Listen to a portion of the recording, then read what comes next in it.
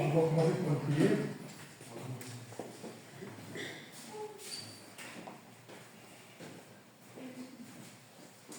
Seigneur, toi, Père Céleste, nous allons te remercier pour ces moments que tu nous donnes de ta présence sur mon Père, qui soit fait ce culte. Et juste pour que ce soit agréable, soit fait sur ta volonté. On nous fait toujours, Père, entre tes mains, les frères et sœurs qui ne sont pas présents, et fortifier chaque Père. Seigneur, plus fort dans la foi, dans l'amour fraternel et dans l'obéissance à cette parole. Je veux toujours, Père, mentionner, Père, ma mère, il est toujours avec elle aussi, de lui faire du bien. Ainsi qu'à chaque frère en particulier, une porte sociale, tout ça profond aussi, Père. Et que tout soit fait sur ta volonté, Père. Bien encore cette journée, c'est pour notre Jésus-Christ, dans cette paix et dans notre grâce. Amen. Amen. Et on va commencer avec le 46.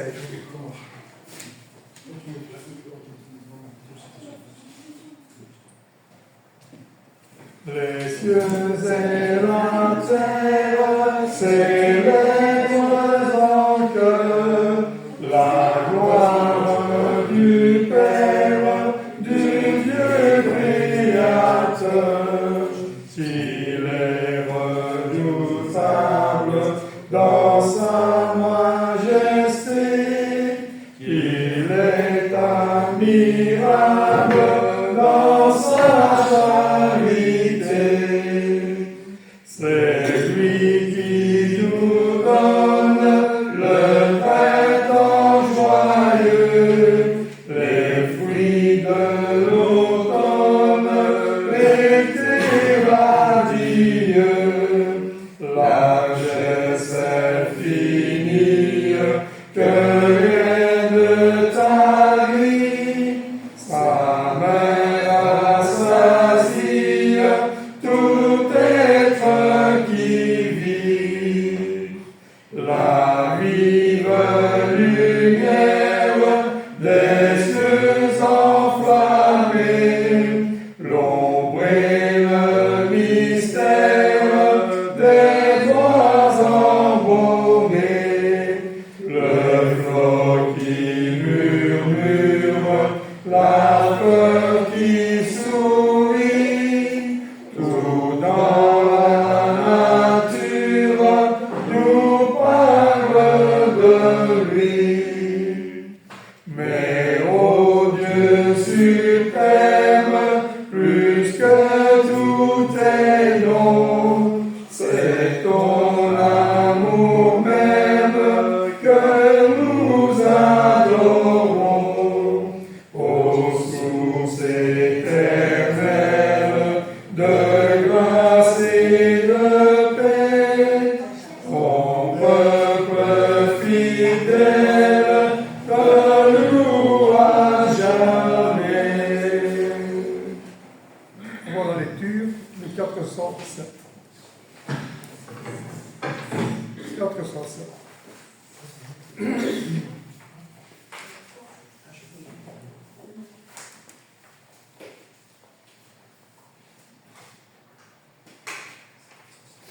Abba, Père, Abba, Père, rends mon cœur plus serein, car bientôt je l'espère, j'entendrai le refrain de ce nouveau cantique, ce chant victorieux,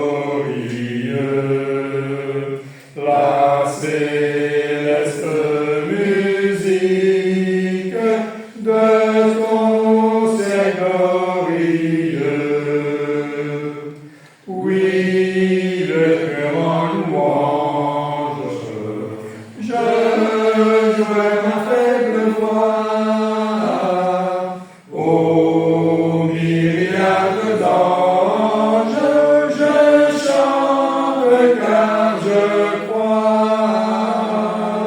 Chante, mon cœur lui chante, de toute ta ferveur, mon âme triomphante, viens louer ton sauveur.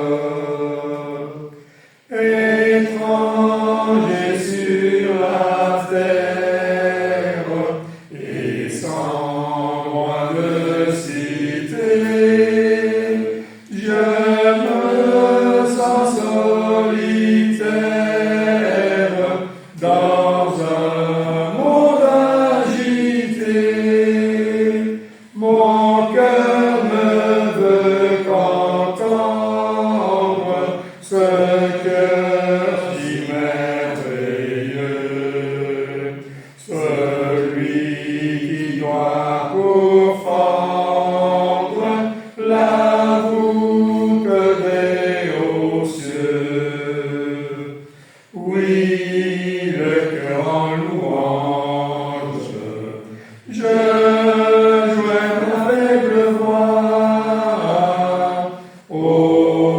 myriades d'anges, je chante car je crois.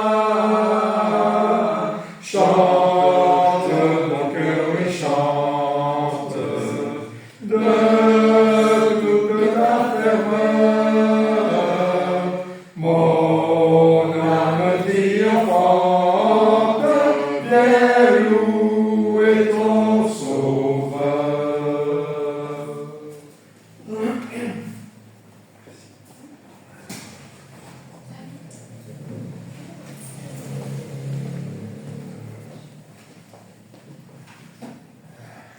Pour la lecture de ce matin, je vous invite avec moi en Ésaïe,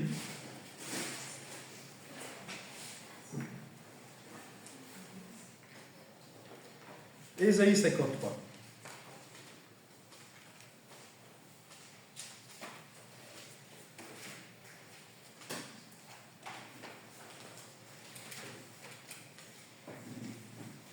Ésaïe 53. Qui a cru à ce qui nous est annoncé, qui a reconnu le bras de l'Éternel? Il s'est élevé devant lui comme une faible plante, comme un rejeton qui sort d'une terre desséchée. Il n'avait ni beauté ni éclat pour attirer nos regards, et son aspect n'avait rien pour nous plaire. Méprisé et abandonné des hommes, homme de douleur et habitué à la souffrance, semblable à celui dont on détourne le visage, nous l'avons dédaigné, nous n'avons fait de lui aucun cas. Cependant, ce sont nos souffrances qu'il a portées, c'est de nos douleurs qu'il s'est chargé. Et nous l'avons considéré comme puni, frappé de Dieu et humilié. Mais il était blessé pour nos péchés, brisé pour nos iniquités. Le châtiment qui nous donne la paix est tombé sur lui. Et c'est par ses meurtrissures que nous sommes guéris. Nous étions tous errants comme des brebis, chacun suivait sa propre voie. Et l'Éternel a fait retomber sur lui l'iniquité de nous tous. Il était maltraité et opprimé, et il n'a point ouvert la bouche.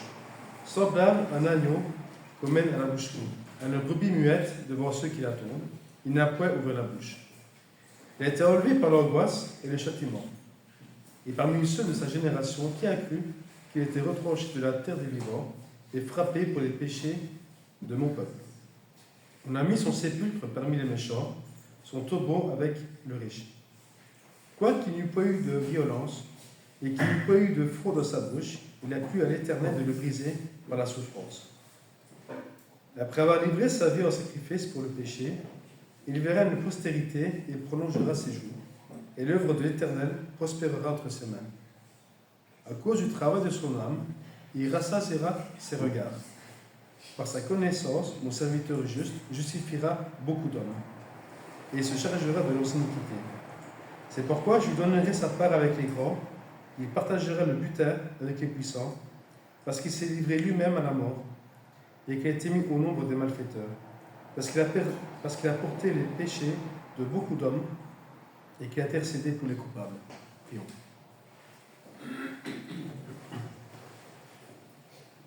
Père éternel, nous voulons, Seigneur Tout-Puissant, te remercier pour ta parole. Cette parole, Père, et ce que nous avons lu, Seigneur, nous rappelle que ton Fils, Jésus-Christ, a été mené, Père, comme l'agneau à la boucherie. Il n'a point été rebelle. Il n'a pas ouvert la bouche. Il n'a pas essayé, Père, de se libérer de ce qu'il attendait, Père, de ce que les hommes l'ont jugé digne de mort, Père. Il a tout accepté, Père. Nous voulons encore nous rappeler à travers ces lectures que tu nous as tant aimés, Seigneur. Non seulement que ton Fils est mort, mais aussi qu'il est ressuscité. Et c'est aussi notre espérance à nous, Père. Car si ton Fils est mort et ressuscité, nous aussi nous ressusciterons, Père. C'est là, en tout cas, qui est notre foi, notre espérance. Merci encore pour tes bienfaits, pour ton amour, car toutes les choses sont arrivées parce que tu nous as tant aimés. Pardonne-nous encore des fois nos faiblesses, nos péchés, que nous puissions nous corriger, que nous puissions abandonner notre vieille nature pour adopter de nouvelles actions, Père, des nouvelles paroles. Merci encore pour tes bienfaits, pour ton amour, Père. Toutes ces choses, Père, c'est le nom précieux de ton Fils, nous voulons te prier et te remercier. Amen. Amen.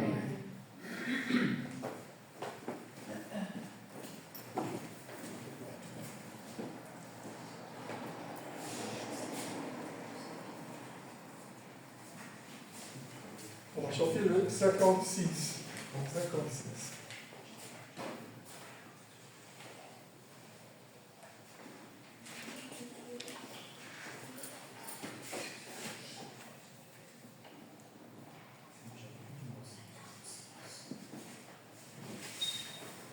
Par tous les saints glorifiés, Jésus inspire leur louange, plus belle que le chant des anges, belle que le chant des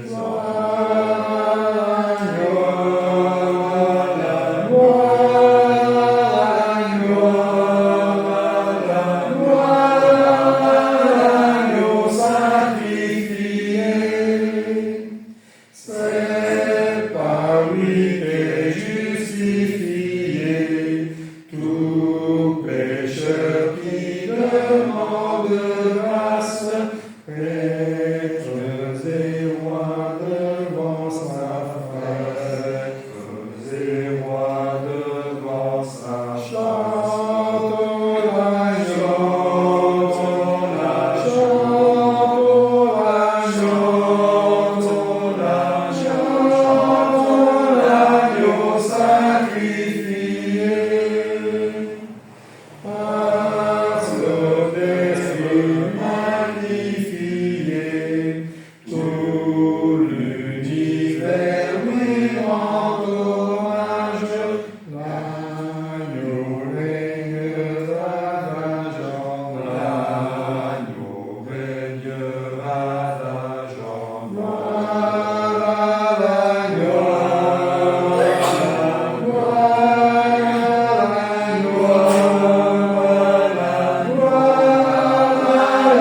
L'agneau sacrifié.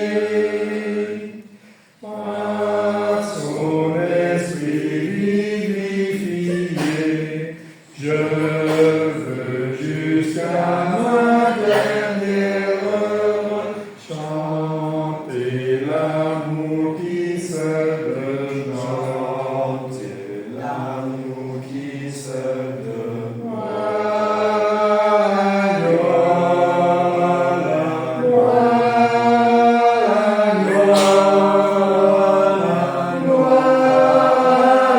L'agneau sacrifié. Pour nous il fut crucifié, son sang a racheté notre âme, c'est pourquoi notre amour l'acclame, pourquoi notre amour l'agneau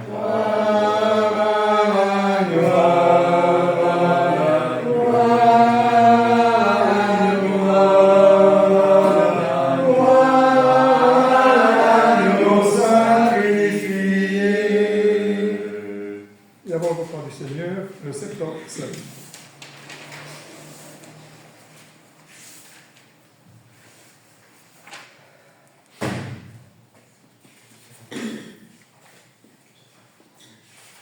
Dans ton amour divin sauveur, toi j'ai délices de ton Père, te dépouillant de ta splendeur, tu viens t'unir à ma misère.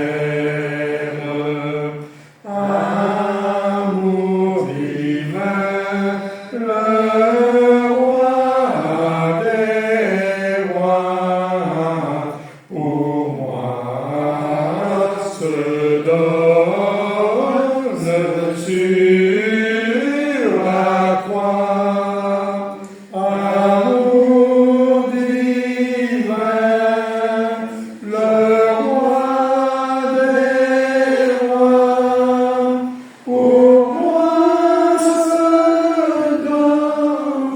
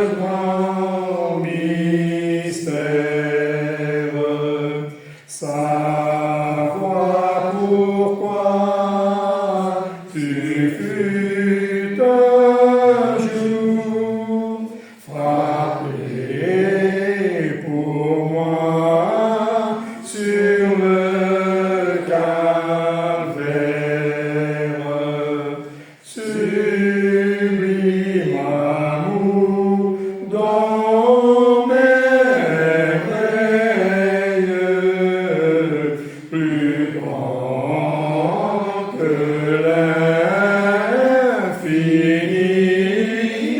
des cieux sublime amour dans merveille plus haut que l'infini des cieux. Le Créateur, l'être immortel, l'auteur, la source de la vie, le Fils de Dieu, le Roi du ciel, au grâce ineffable, infinie, voulant sauver l'homme pécheur, souffrant sa place et pour lui meurt, voulant sauver l'homme pécheur, souffrant sa place et pour lui meurt.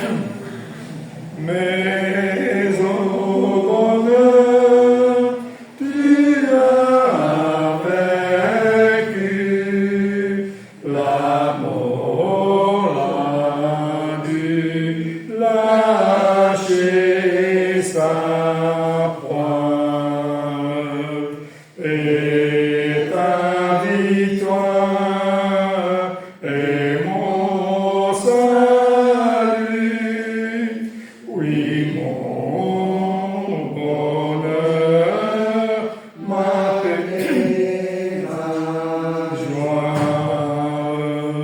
Oh, si je veux tout à nouveau bénir ton nom, ô Saint Agneau.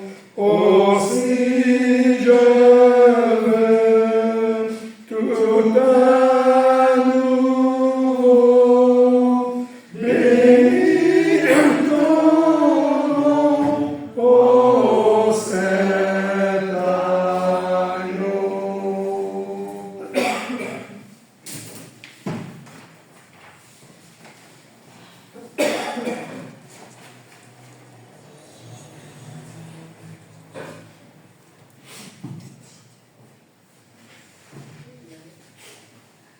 Avant son arrestation et la mort de Jésus, Jésus a institué ce repas que nous allons partager afin qu'on le commémore chaque premier jour de la semaine.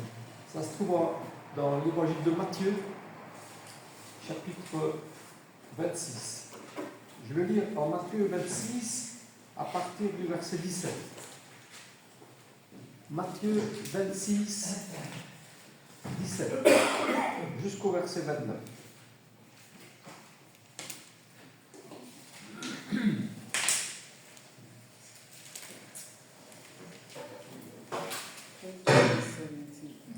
Le premier jour des pains s'enlevèrent, les disciples s'adressèrent à Jésus pour lui dire « Où veux-tu que nous te préparions le repas de la Pâque ?» Il répondit « Allez à la ville chez un tel, et vous lui direz « Le maître dit, mon temps est proche. Je ferai chez toi la Pâque avec mes disciples. » Les disciples firent ce que Jésus leur avait ordonné, et préparèrent la Pâque. Le soir étant venu, il se mit à table avec les 12. Pendant qu'il mangeait, il dit « Je vous le dis en vérité, l'un de vous me livrera. » Ils furent profondément attristés, et chacun se mit à lui dire « Est-ce moi, Seigneur ?» Il répondit, celui qui a mis avec moi la main dans le plat, c'est celui qui me livrera. Le Fils de l'homme s'en va, selon ce qui est écrit de lui. Mais malheur à l'homme par qui le Fils de l'homme est livré. Mieux vaudrait pour lui que cet homme ne fût pas né. Judas, qui le livrait, prit la parole et dit, est-ce moi, Rabbi? Jésus lui répondit, tu l'as dit. Pendant qu'il mangeait, Jésus prit du pain. Et après avoir rendu grâce, il le rompit. Et il le donna aux disciples, en disant, prenez, mangez, ceci est mon corps. Il prit ensuite une coupe, et après avoir rendu grâce, il la leur donna, en disant, buvez-en tous, car ceci est mon sang, le sang de l'alliance, qui est répandu pour plusieurs, pour la rémission des péchés. Je vous le dis, je ne boirai plus désormais de ce fruit de la vigne jusqu'au jour où je boirai du nouveau avec vous dans le royaume de mon Père. Prions.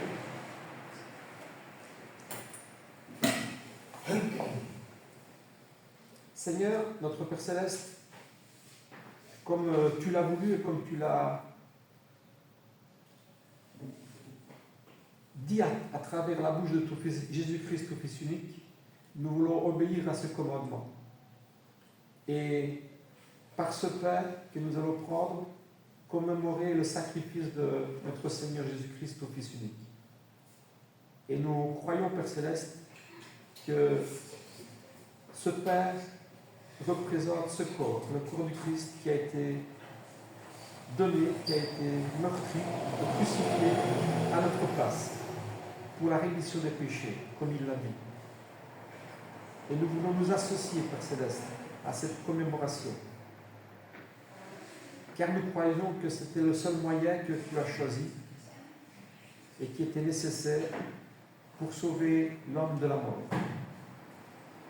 Il a pris notre place et nous te rendons gloire, toi et Jésus-Christ au Fils unique. Nous voulons te demander de nous aider à comprendre cet acte et de le faire avec intelligence et discernement. Et au-dessus de cela, Père Céleste, nous voulons te demander de nous rendre dignes de partager ce repas, c'est-à-dire de nous purifier de nos péchés par ce sang qui a coulé sur la croix, afin que nous puissions prendre ce repas, purifié par le sang du Christ.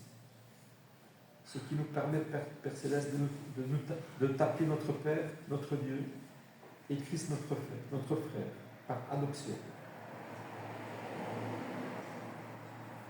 Tout cela, Père Céleste, c'est au nom de Jésus-Christ, ce Fils unique que nous te le demandons.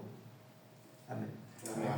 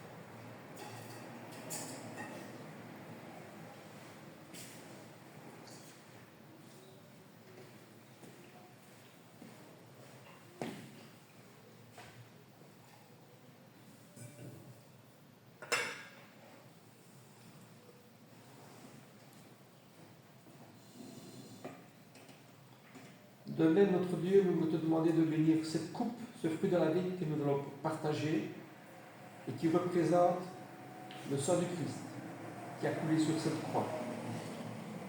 Ce sang qui nous lave de nos iniquités, de nos péchés et qui nous permet d'avoir accès à ton royaume éternel. d'avoir cette espérance vivante et de croire que comme tu as ressuscité notre Seigneur Jésus-Christ, tu peux également ressusciter tous ceux et celles qui croient et qui obéissent à cette volonté, à ta parole. C'est encore au nom de Jésus-Christ que nous te remercions et glorifions, toi et Jésus-Christ. Amen. Amen.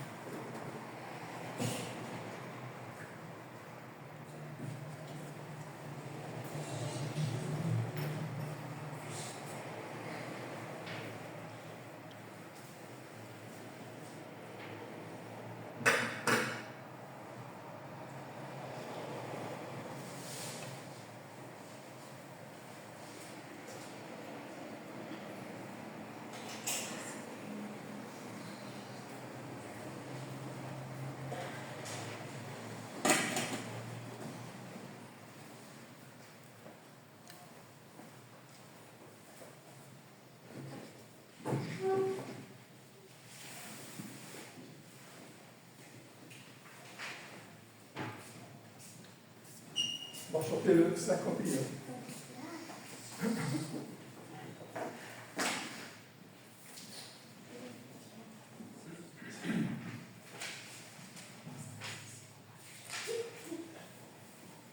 Oh, quel bonheur de connaître l'ami qui ne saurait changer, de l'avoir ici-bas pour maître, pour défenseur et pour berger. Chantons, chantons de cœur joyeux le grand amour du Rédempteur qui vient à nous du haut des cieux et nous sauvera du exécuteur. Dans la misère et l'ignorance, nous nous débattons sans espoir, la mort au cœur, l'âme en souffrance, quand à nos yeux il se fit voir. Chantons, chantons de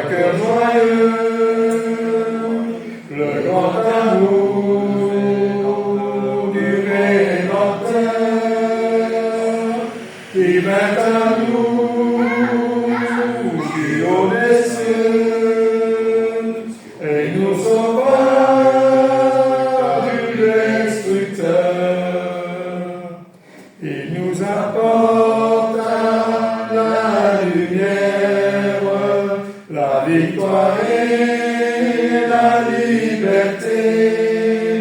L'ennemi mordit la poussière, pour toujours Satan fut dompté.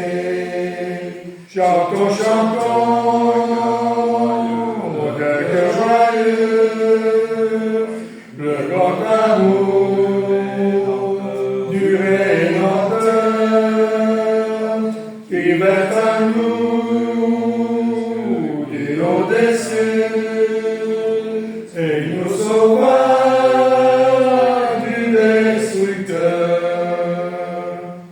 Vers l'avenir marchons sans crainte et sans souci du lendemain, pas à pas nos pieds dans l'empreinte de ses pieds sur notre chemin. Chantons, chantons, d'un cœur joyeux, le grand amour du Rédempteur, qui vint à nous du haut des cieux, et nous sauva du destructeur. Avant l'exhortation, le 57.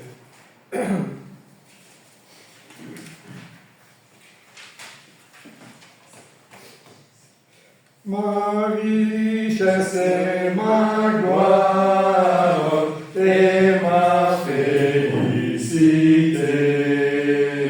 Ô Jésus, c'est de croire que tu m'as racheté, rempli de confiance en toi, divin Sauveur.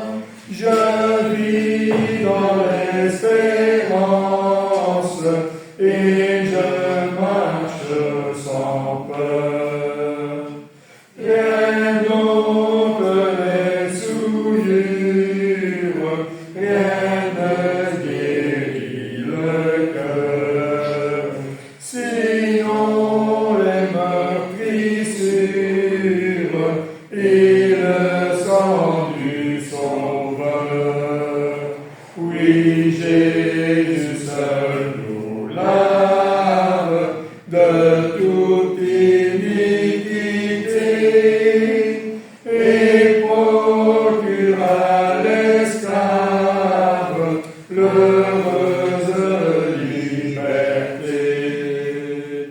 Oh, que toute la terre apporte à ce Sauveur ses péchés, sa misère, il fait grâce aux pécheurs. Son amour insondable lui fit quitter le ciel pour donner aux coupables un salut éternel.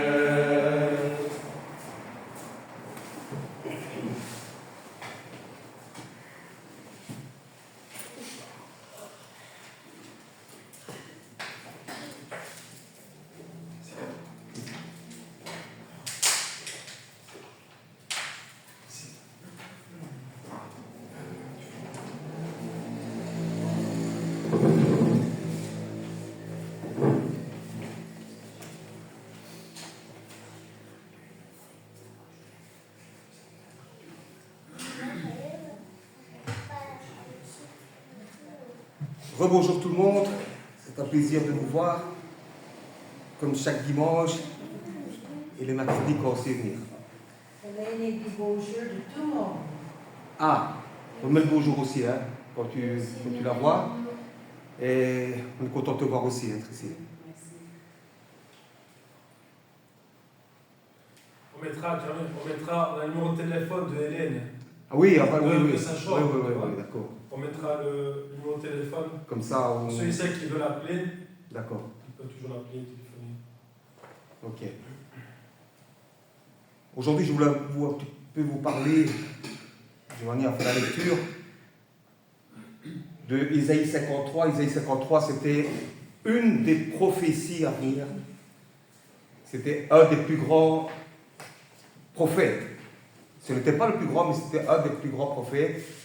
Et Isaïe a quand même parlé avec des précisions impressionnantes sur le Christ. On voit bien donc, quand il parle, il y a des choses qui sont très impressionnantes. Et il y a des vrais prophètes et il y a aussi des faux prophètes. Et Jésus nous avait mis en garde. Faites attention, soyez prudents, parce qu'il y a des faux prophètes qui vont chercher à vous détourner. Si un jour on vous dira Jésus est là ou Jésus, ne les écoutez pas. Donc ici on doit quand même se méfier, parce que bon, ici la Bible ne ment pas. Les prophéties qu'il y a eu ici dans la Bible, elles se sont réalisées dans le passé. Elles se sont réalisées plusieurs fois. Dans le présent, elles se réalisent encore actuellement. Et dans le futur, dans l'Apocalypse. Là, ce sont encore des prophéties qui vont arriver. Donc, on nous met en garde qu'il faut faire comme attention, parce qu'il y a des gens qui se disent, encore aujourd'hui, telle date, il y aura la fin du monde. On a connu ça. Il y a eu des gens qui ont prédit qu'il allait y avoir la fin du monde la dernière fois, c'est en 2012, je crois. On disait qu'il allait y avoir la fin du monde. Il y a eu des autres périodes aussi où on disait qu'il allait y avoir la fin du monde et il ne s'est rien passé. C'est pour ça qu'on nous met toujours, encore une fois, en garde. Ça, ce sont des fausses prophéties. Il y a eu des sectes dans le monde. Il y a eu la secte de Waco, il y a eu la secte aux États-Unis, il y a eu une autre secte où il y a eu des gens qui étaient persuadés, ils étaient suivis par un gourou, et ils étaient persuadés que la fin du monde allait arriver. Il y en a qui se sont suicidés de peur de ne pas souffrir parce que ça allait arriver. Et ils se sont égarés. Et encore une fois, la Bible ne ment pas. Je ne sais pas combien de prophéties il est écrites dans la Bible. Il y en a beaucoup. Et se sont toujours tous réalisés. Donc, comme je vous ai dit, il y a de vrais prophètes et il y a aussi des faux. Jésus et les apôtres nous ont mis en garde contre les faux prophètes au fil des siècles. Ils nous ont avertis que plusieurs individus allaient s'ériger en prophètes, bien que n'ayant pas reçu l'autorisation de Dieu de s'adresser aux hommes en son nom. Donc ici, voilà, bien qu'ils n'ont pas eu l'autorisation de Dieu, donc ce sont des gens qui n'ont pas été, reconnus par Dieu, ces gens-là. Dieu ne leur a pas parlé. Dieu a parlé aux prophètes que Dieu a choisis sur la terre. Donc pour déterminer si un prophète est envoyé par Dieu ou non, il importe notamment d'examiner attentivement les paroles que profère cette personne, de vérifier si elle prêche la vérité telle qu'elle est établie par la Bible. L'exemple, le bon berger. Donc ici, quand quelqu'un nous parle, qui nous dit des choses qui sont... Il faut l'arrêter tout de suite. Il faut l'arrêter tout de suite et dire, bien, on va regarder ensemble. Qu'est-ce qu'elle dit la Bible au niveau des prophéties? C'est pour ça que nous, on doit bien connaître la parole. On doit toujours se fortifier et bien étudier la parole parce qu'il est important de pouvoir répondre à certains soi-disant prophètes, des gens qui vont nous mettre, essayer de nous mettre dans le mauvais chemin. Donc il y a une seule autorité suprême dans l'univers. Il n'y a que sa parole qui soit vraiment fiable, comme l'auteur de l'Épître aux Hébreux l'explique dans Hébreux chapitre 1, versets 1 et 2. Après avoir autrefois, à plusieurs reprises et plusieurs manières, parlé à nos pères par les prophètes, Dieu, dans ces derniers temps, nous a parlé par le Fils. Il l'a établi héritier de toutes choses. Par lui, il a aussi créé l'univers. Donc Jésus, maintenant, c'est Jésus qui nous parle dans le Nouveau Testament. C'est Jésus. Et c'est lui qui nous met en garde et qui fait aussi, donc, qui prophétise, qui nous met en garde. Surtout le moment à venir, donc au moment de l'Apocalypse. Là, il va se passer encore des choses. On ne sait pas si on sera encore sur cette terre ou on ne sera plus là, mais les choses sont encore à venir. Et là, il y a encore des prophéties qui vont arriver, dites par le Christ.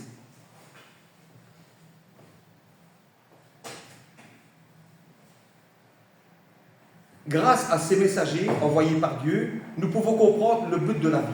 L'Éternel nous communique en outre une foule d'informations sur des événements à venir.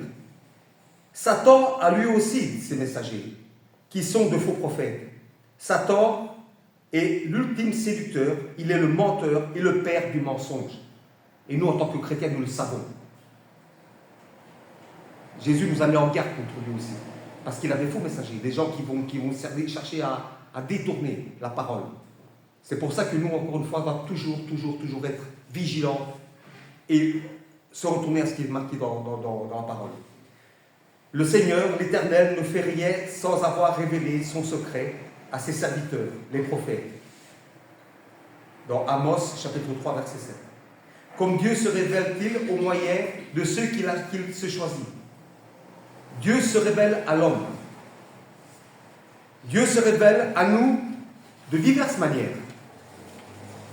Par des messages qu'il a transmis à ses prophètes, par des communications directes, des visions ou des songes, ou par l'intermédiaire des anges. Nous savons très bien que Dieu a parlé à travers les anges. Les anges sont venus dans ce monde et ont mis en garde. Nous avons encore l'exemple, par exemple, avec Sodome et Gomorrhe. Nous avons, par exemple, la prophétie avec Sarah. Ce sont des anges qui sont venus. Ils ont dit, toi, d'ici un an, tu seras enceinte. Il y a beaucoup de prophéties qui ont été faites par des anges, des messagers. L'ange Gabriel, qui est venu et qui a dit à Marie, tu enfanteras d'un fils, et ce fils, on l'appellera Emmanuel. Donc ce sont encore des prophéties. Dieu parle par plusieurs manières, par des signes et des miracles. Par sa parole écrite, la Sainte Bible, quand nous parlons de la Bible autour de nous, nous prophétisons en quelque sorte. Prophétiser ne veut pas dire forcément la prédiction d'un événement futur. Ça veut dire également d'entretenir, partager la parole de Dieu. Là aussi, on est peut-être quand on dit prophète, c'est pas qu'on nous-mêmes, nous sommes des prophètes qui allons dire l'avenir. Non. Ça a déjà été fait. Nous sommes des prophètes parce que quand nous parlons, par exemple, à quelqu'un, nous prophétisons. Nous parlons, c'est une façon de prophétiser. Parce que nous parlons de la parole du Seigneur, qui lui a prophétisé dans la parole. Donc nous partageons ce que la parole dit. Donc c'est une forme de prophétie. Pas encore une fois de nous dire de l'avenir, parce que nous-mêmes, en tant que nous-mêmes, nous ne savons pas le faire, mais que le Seigneur nous a appris par sa parole. Si Dieu communique avec les êtres humains, c'est parce qu'il a un plan qui est en cours d'accomplissement. Dans Ésaïe 46, chapitre 9, Ésaïe 46, versets 9 et 10, il est décrit: souvenez-vous de ce qui s'est passé dès les temps anciens, car je suis Dieu, et il n'y a point d'autre, je suis Dieu, et nul n'est semblable à moi. J'annonce dès le commencement ce qui doit arriver, et longtemps d'avance ce qui n'est pas encore accompli. Je le dis, mes arrêts subsisteront, et j'exécuterai toute ma volonté.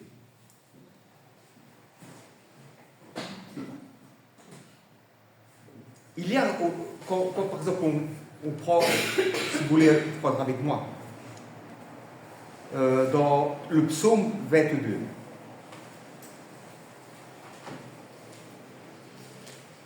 On le connaît très bien, le psaume 22, parce que c'est un psaume qu'on le lit souvent pour le repas du Seigneur.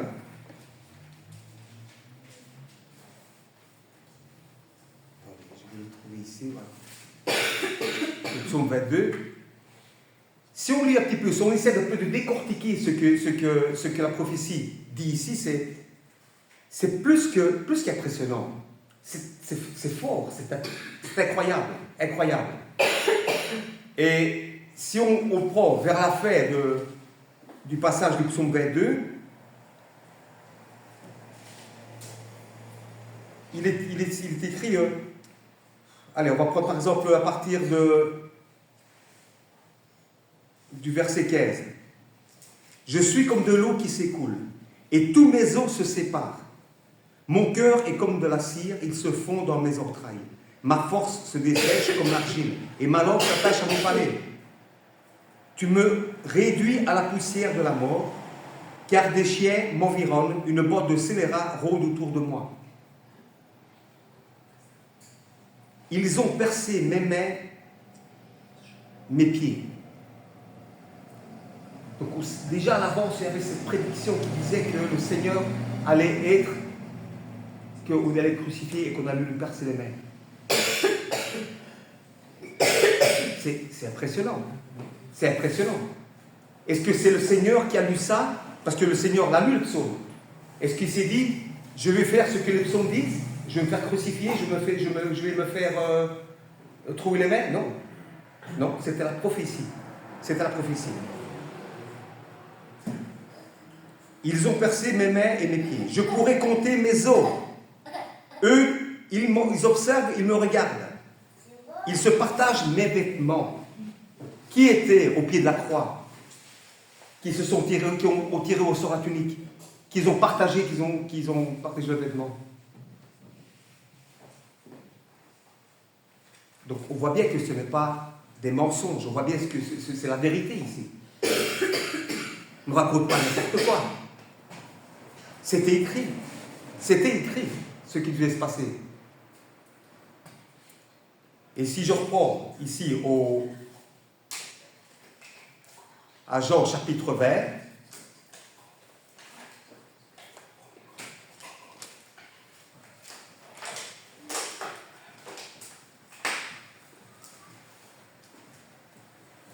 je ne sais pas si c'est ici dans Jean.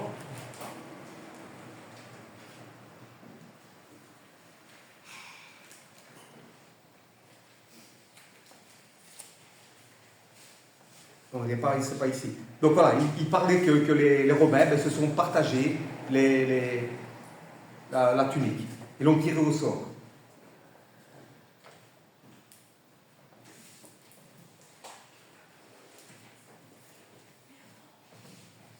Et toi, Éternel, ne t'éloigne pas.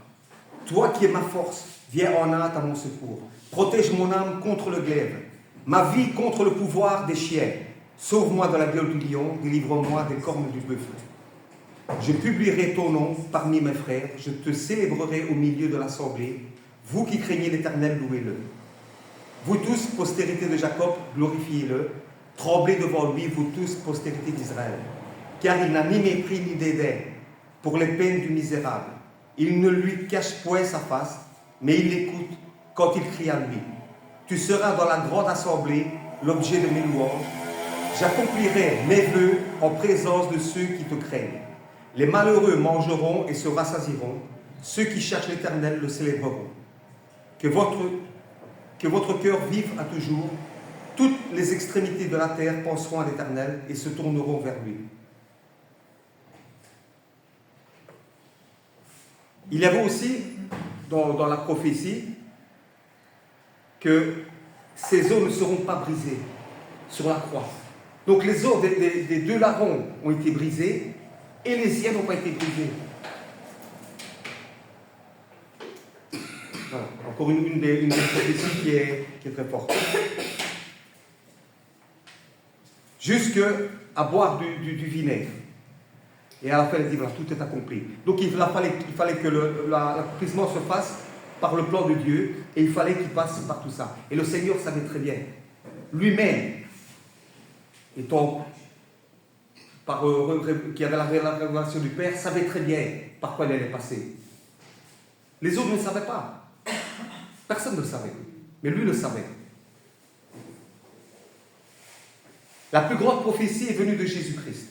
On ne peut pas nier. les précisions jusqu'à la croix, l'un des plus précis est bien justement le prophète Isaïe, donc dans Isaïe 53 également. Des exemples que nous connaissons bien. Mais le plus grand et le dernier des prophètes sera Jean le Baptiste. Ça a été dit par le Seigneur. Lui, c'est le plus grand. Car il a vu de son vivant et il a compris que le Messie était Jésus. C'est le seul, en tant que prophète, dernier prophète, qui a vu le Christ. Les autres n'ont pas vu le Christ. Mais Jean, oui. Et Jean savait très bien que c'est lui qui allait être l'agneau qui allait sauver le monde. Et là, c'est encore une prophétie. Il savait très bien. Et la confirmation a été faite par cette fameuse colombe qui est descendue sur le Christ.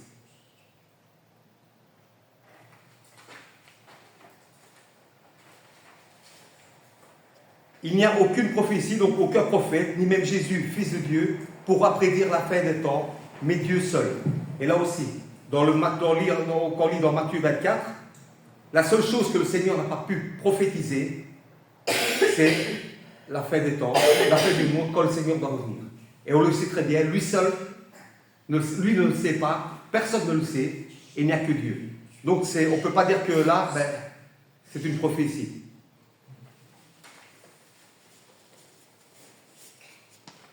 Voilà, il y a encore beaucoup de passages, énormément de passages qui parlent de beaucoup de prophéties, par exemple, dans l'Ancien Testament, il y a énormément.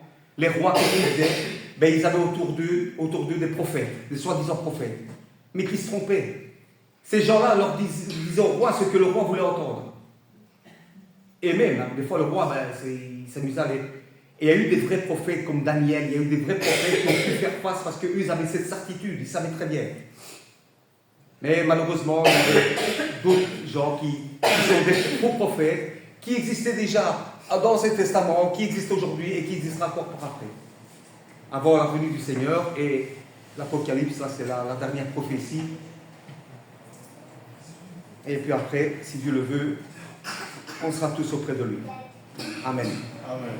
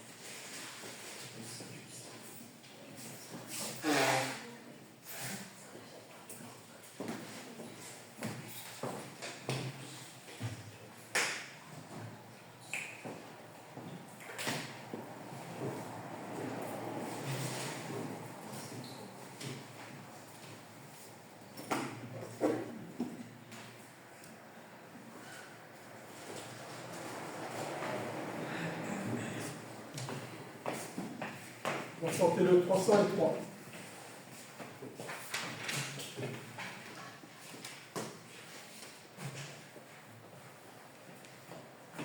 Les pleurs, les plaintes, les peurs, les craintes, Dieu l'a promis ne seront plus. Je veux renaître, mon vœu c'est d'être au ciel toujours avec Jésus. Bonheur vers cette cime, je tourne mes yeux éblouis. Les pleurs, les peurs et craintes ne seront plus, Dieu l'a promis. Le deuil, les larmes, l'orgueil, les armes seront bannis à tout jamais. Ami, viens vite, Dieu qui t'invite, t'offrir une place dans son palais. Bonheur vers cette cime, je tourne mes yeux éblouis. Les pleurs, les craintes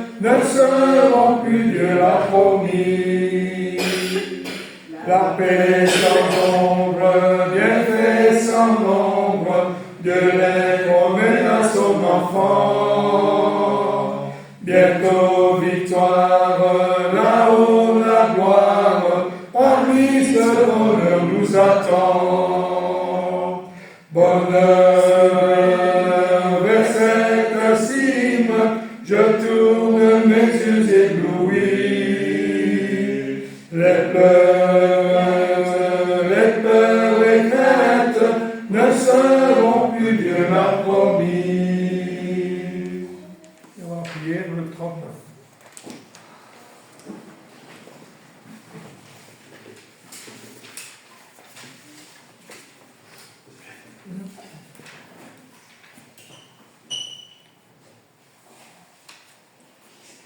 Dieu suprême, Dieu que j'aime, à toi l'hymne de mon cœur, ta puissance, ta clémence sont ma joie et mon bonheur.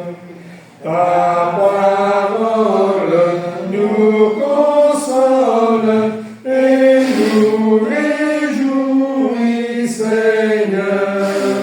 Ta lumière nous éclaire au sein d'un monde trompeur. Père tendre, viens me rendre humble et joyeux sous ta loi. La victoire, c'est de croire en moi vainqueur par la foi.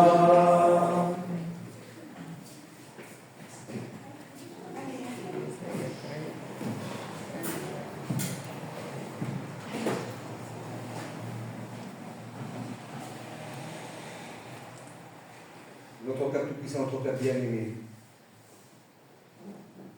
nous te remercions, notre Père. Nous te remercions pour le fait que tu sois